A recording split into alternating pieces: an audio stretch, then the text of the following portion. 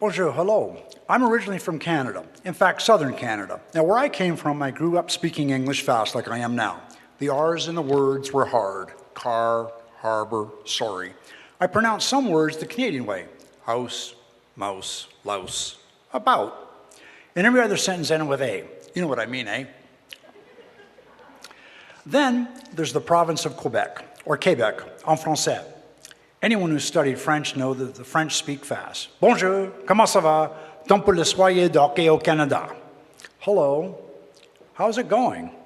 Time for hockey night in Canada.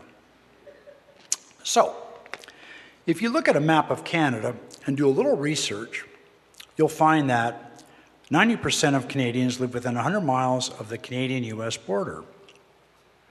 Nearly 75% of us live in the red zone you see here, which is mostly south of Seattle.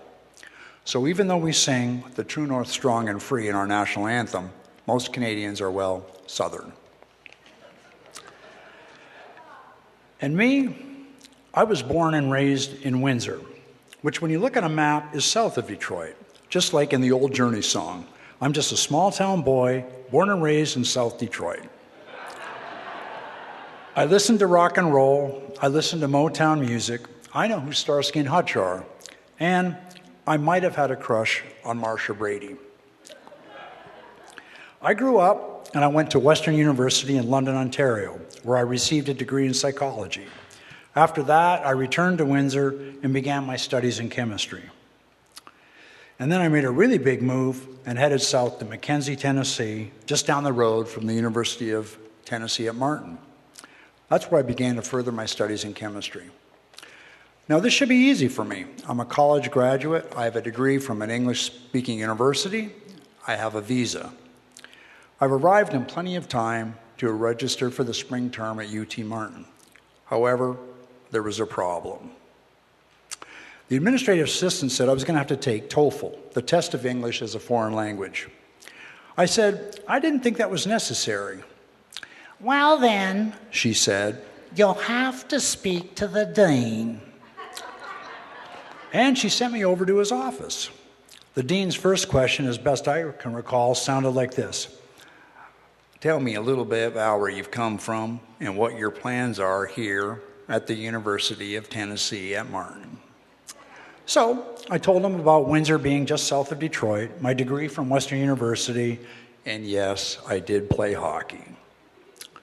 The dean looked at the documents, and then he said, well, Paul, I believe you should be admitted, and I think you speak English better than I do. I replied, well, sir, I think we both speak English very well, but maybe with just a different accent. The dean smiled a little bit, and he said, I think you're going to do real well here.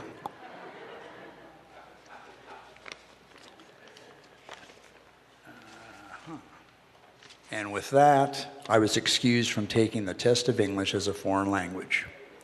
It was still difficult to communicate, though. The way I said many words sounded funny to people in Tennessee. House, mouse, out and about. And I was still talking fast. A guy named Jimmy Carter was finishing up his presidency as I was beginning my studies in Tennessee. Turns out we liked the same kind of music and some of the same bands. President Carter helped me to slow my speech down. I read an interview he had given about his particular way of speaking. He paused a lot. He didn't want anything he said to be turned into a soundbite, so he didn't just speak slowly. He paused a lot. For example, I want to tell you all about the situation in the Middle East. Well, that's it. That's Carter. That's the rhythm I needed. I still needed to make a few more changes. My mom became my mom. Schedule became schedule. I could no longer write exams. I had to go and take exams. About became about. Z replaced Z at the end of the alphabet. And Moosehead became Bud. And speaking of beer, some Canadians still say, beer is better than mother's milk. I'm going to try an American beer, eh? Take off, you hoser. And what I learned is folks are folks, and there's hosers everywhere. Southerners call them losers. So I went and graduated from University of Tennessee at Martin. The next move took me further south to Atlanta, Georgia, where I enrolled at Emory University to study anesthesia. That's where I met my wife, Barbara. In fact, we met in an anatomy class. Barbara and I stayed in Atlanta for 35 years. We raised our 2 children there. One was born in Douglasville, Georgia, and the other in Alpharetta. So my kids got their start as Southerners too.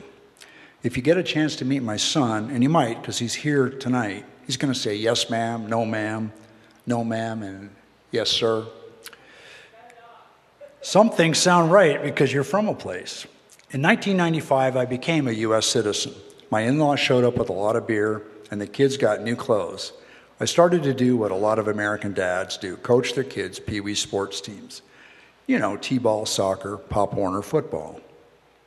Only in my case, it turned out to be hockey, something new in Atlanta in the late 80s and early 90s. I coached and reffed both roller hockey and ice hockey.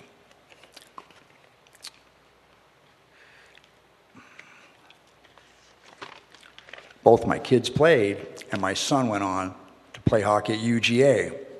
Go Dogs! And about work, I did a lot of that, practicing as an anesthetist at Emory Hospital Midtown for 30 years. In those years, I cared for 20,000 people, give or take a few. That's like anesthetizing Madison Square Garden 1 seat at a time. Or for you Floridians, it's like anesthetizing Pitbull Stadium. Today, I'm buying some land in Hastings. I was born in the South, and I live in the South, and I plan to stay in the South. I've been a Southerner all my life. It's been a great ride. Merci beaucoup. Thank you very much.